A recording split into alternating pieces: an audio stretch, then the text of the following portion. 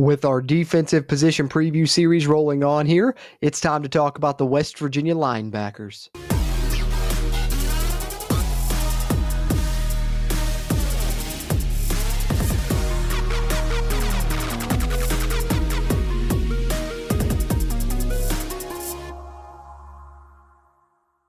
What's going on, Mountaineer Nation? Welcome back into the Country Roads webcast. Here to continue our position preview series as we roll through the defensive side of the football for the West Virginia Mountaineers here. Appreciate you guys tuning into this one. We're going to talk about the linebackers. We got some returners here that should see some action, and we got brought in some really talented transfers that if you guys don't know about, we'll tell you about here, and we'll talk projected pecking order at this position towards the end of the video. Before we get to all that, just a quick reminder, if you would, take a second, hit that thumbs up button, give this video a like, help us out with that crazy YouTube algorithm.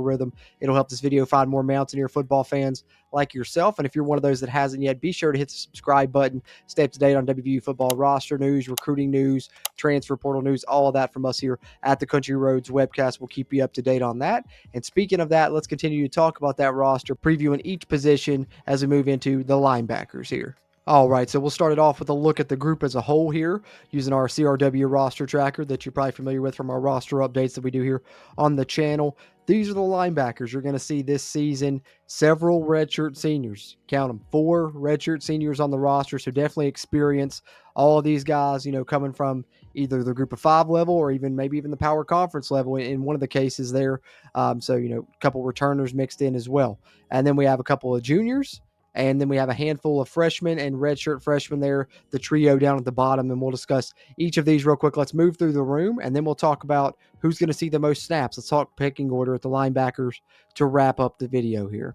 All right, first up, let's start with one of the new redshirt seniors coming over from Colorado State. Was really excited about this guy when we picked him up, and of course, I've only gotten more excited since he's been here on campus now. 6'1", 230-pound linebacker, and you also saw when they came out and did interviews, he was one of the first player interviews that we got, along with Nico Marchio at the quarterback position. And he seems like a leader on the defensive side. I think he can be a leader at that linebacker spot, and he's used to that, having been at Colorado throughout his entire career there, playing at Colorado State.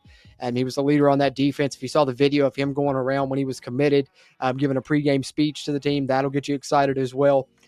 Really think this guy's a guy that's going to be all over the field. Already been receiving honors. Phil Steele had him as a preseason All Big 12 third-teamer. He's played in 42 career games, started in over 20 of those. 234 tackles we're talking about this guy's had, and of course at the FBS level, right? 6 sacks, 14 TFLs, 2 interceptions, 9 pass breakups, 1 forced fumble, 2 fumble recoveries, and 2-time All-Mountain West performer there and when he was at Colorado State. So really excited about this pickup. Going to be a huge part of our defense this season. And then how about another redshirt senior, now a returner? He was a newcomer last year when he transferred in from Ohio State. Had a good season, now looks to build upon that and have an even bigger role potentially this year, as he's going to be one of those guys battling for those starting linebacker jobs there. And we're talking about Reed Carrico, of course, 6'2", 230-pounder. We saw him last season have some big games, right? Like when we played Baylor, he was all over the field. He had 16 tackles in that game. I think some people forget some of the performances that he had last season. Had over 418 snaps on defense, played in all 12 games, getting 2 starts, which is, super exciting to see the potential that he has, as we saw him kind of, mold into that last season and have some really big games. If he can build off of that, he can have a really special year here, his final year here at WVU. And then we have Caden Beiser. What a good story he's been. We talked about his brother when we talked about the defensive line position in our position preview series here. But Beiser was such a great story, man, coming in as a walk-on, just continuing to work his way up till he earned a scholarship. And, of course, he's been, on the field. And when he's been on the field, he's been serviceable for the Mountaineers, to say the very least. 6 foot, 227, originally out of Kaiser, of course, played at Morgantown High School there. Played in over 35 career games now at WVU and even has 1 start to his name. Even more impressive, perhaps, is his academic All Big 12 conference honors he's earned. Last year used primarily on special teams. We'll see if he can crack into the linebacker rotation this upcoming season, but if not, he's a great guy that has that hard edge mentality that'll go in there on special teams, make some plays for you. Great guy to have on your roster, and we'll see what happens for Caden Beiser his final season here in Morgantown. And then the last of the redshirt seniors to cover here, this is another one that's coming over as a power conference transfer. because he was, spent a good portion of his career at UNLV. He was at Mississippi State there briefly. So another guy coming from the SEC, but multiple stops here at the FBS level, and just great size on John Lewis for one, 6'2", 240 pounds. And, from all reports, you can definitely tell he stands out at that linebacker position with that great size that he has, but he has great athleticism to go along with it. Look no further than his rating on the college football video game, where he's like 87, 86 speed, something like that at the linebacker position. So to go with size like that, he's a guy that I think has a great chance to not only get on the field, but get on the field and make plays. Like I said, he was at Mississippi State, then spent the spring at UNLV before coming to West Virginia. So, technically a transfer from the SEC, I would consider it, because he never really took a snap at UNLV before he played at Mississippi State throughout his career prior to that. Over 40 career games played there, 3 starts, has over 40 tackles, 4.5 TFLs, and a pass breakup. And we'll see what he can develop into here as he finishes out his career at WVU. But we're excited about adding John Lewis into the mix here at linebacker. And then let's get into talking about a couple of these juniors that are on the roster. We've got one newcomer and one returner. This is the newcomer right here, Ben Bogle, coming over from Southern Illinois. And I think that he's probably one of the transfers that no one is really talking about, that's flying under the radar, that has a great chance to be a key piece, honestly, on this defense this upcoming season. You watch him on tape and you'll be super impressed by him. 6'1", 221, definitely has the size to get it done, has a ton of athleticism. Reminds you of other linebackers you've seen in former, West Virginia defenses that fly all over the field. You think of the Nick Kwiatkowskis, Reed Williams type players. Ben Bogle was just a guy that gets it done, man. At Southern Illinois there playing linebacker, he was an All-American there, honorable mention by the AP. Phil Steele had him 4th team. FCS Football Central had him 3rd team. So that's what you're talking about, how highly regarded he was there at the FCS level. Of course, all-conference player there, played in all 12 games, started 10 of those, 87 tackles, and led his conference in TFLs with 16 and a half. So you're talking about a linebacker that flies around, can get after the quarterback. Tell me that doesn't sound tailor-made for a Zach Alley defense. I would not be surprised to see Ben Bogle get a lot of snaps this year for WVU. Remember the name. He's going to be flying all over the field this year.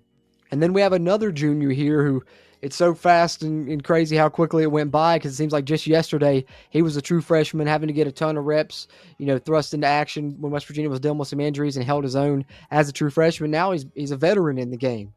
Ben Cutter here remains at West Virginia for his junior season here coming up. 6', 226. I'm still rocking number 15. Has over 25 career games played in now at WVU, including 9 starts in his belt, under his belt there. Played in all 13 games last season. Had 2 starts last year. Helped on special teams. Of course, we know he can play at linebacker as well. Finished with 39 tackles and a TFL last season. Season high 7 tackles was against Memphis in the bowl game. So I think the best thing you can say there is, coming off one of his better games last season, was in the bowl game, and he'll continue to try and crack into that 2 deep at the linebacker spot and get some reps. He now has the experience under his belt, and we'll see what he can develop into here now in his final couple years at WVU with Ben Cutter.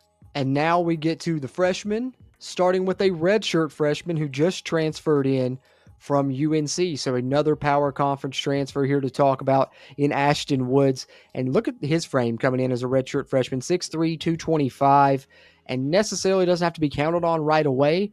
But that doesn't mean I wouldn't be surprised to see him get on the field sooner rather than later. I think he's a guy with a ton of potential, was highly regarded coming out of high school there, an All-American Bowl participant, 2-time All-State player, 2-time All-Region player. During his high school career, 383 tackles, 15 sacks, nearly 40 TFLs, 6 interceptions, and that was, of course, playing in Georgia, which we know they play good high school ball there in Georgia, where he's from. Went to UNC, redshirted last season, did play in the 4 games, so he does have a little bit of experience under his belt, but enough to still be a freshman this upcoming season, and a redshirt freshman that's been through, a power conference program there for a year at UNC. So I think the sky's the limit for Ashton Woods. For me, it's just how quickly can he get onto the field? Will it be right away, or is he going to have a year or 2 to develop before he gets it really rolling here at WVU? I think he's a candidate to play sooner rather than later. I really love this pickup. I'd say it's another underrated transfer that West Virginia brought in. Look out for Ashton Woods in the future. And then we round out the position with our two true freshmen here. Mike Hasty was here for the spring. So, he's been around for a little bit now. 6'3, 226 as well. So, right around the same size as Ashton Woods, actually. And also from Georgia. Funny enough, pretty highly rated recruit coming out there. Was, one of their key leaders there as a senior on that team that ended up going 10-2 there playing in 6A Georgia. So, that's some tough competition he's got going on in that state for sure. And funny enough, he's a high school teammate of Jacob Boyce, a West Virginia defensive back we'll talk about when we get to that portion of the position previews. And he's another guy that had over 300 tackles in high school. So, you look kind of similar stats to what Ashton Woods put up in high school. So Mike Hasty is another guy that we can't wait to see what he develops into, because certainly has a lot of potential as well. And then the most recent addition, Cam Torber. And we talked about how big John Lewis was, right? This blew my mind to know that Cam Torber he's this size as a true freshman linebacker, 6'3", 239 already. So, these 17, 18 years old. He could get bigger. He could be 6'4", 250. This could be like a prototypical linebacker size for Cam Torber, and he looks really good on film. What shocked me is how late West Virginia was able to get him in the cycle and bring him in here as a true freshman, and we'll see what he can do. But the funny thing for me is he's from Hoover High School, which those of you that are around my age may remember back in the day. I think it was it MTV or VH1, one of the two, had a show called Two A Days that focused on Hoover High School. So when I see that, that's always what I think of now. And, after that show, I'm sure that place blew up. People wanting to transfer there, people wanting to play there. So I'm sure they have a ton of competition for spots on their football team. So if you go there, you start, you have a good career. That says something. And 6'3", 239, if he's as athletic as he looks like on film, we're going to have a super impressive player here at the linebacker position in the future. Maybe a Mike linebacker of the future for Cam Torber. Impressive size to come in, with that type of frame as a freshman. And he played 7A ball there, of course, in Alabama. And his senior year there, 97 tackles, 65 of them solo, 8 sacks. And that's what I'm talking about. You see when you watch him on film, that'll impress you. So a true freshman that came in late here, in addition to the roster over the summer, but a super impressive one to be able to pick up that late in the cycle there. Which brings us to the projected pecking order at one of the positions where, it's going to be interesting to see how it shakes out, because I think there's a lot of, really good names that we went over there, a good mix of returners and newcomers. Just what ends up fitting within this defense, I think, is probably key. And to me, I think if you want two guys to be like the starting two linebackers in a Zach Alley defense that I feel like would be the best at pressuring, getting to the quarterback when you need it, the blitzing stuff that Zach Alley likes to do, I think just honestly, my starting two would probably be Chase Wilson and Ben Bogle as my first teamers. But I could easily see it being Chase Wilson or Reed Carrico. I don't think we can count out John Lewis as well. So if I'm formulating this into kind of a two deep situation, I would have Chase Wilson and Ben Bogle, and then I would have Reed Carrico and John Lewis behind them, with Ben Cutter not far behind. And I think that's kind of the main guys that'll see reps. And then if someone else was to step up out of the group, I think you would see Ashton Woods. And of course, Caden Bizer still around. We'll see what ends up happening with that. But I do like the potential of Ashton Woods. I'd be surprised if Mike Hasty or Cam Torber doesn't redshirt. If they don't, then that means one of those two really, impressed and developed well throughout the season to where they couldn't keep them off the field, which would be a good problem to have. But I think, top heavy with how we are, the 4 redshirt seniors, a couple of juniors, and I think Woods has really good potential as a redshirt freshman transfer. I think the true freshman will likely redshirt. You may get some reserve reps from Woods, Cutter, and Bizer.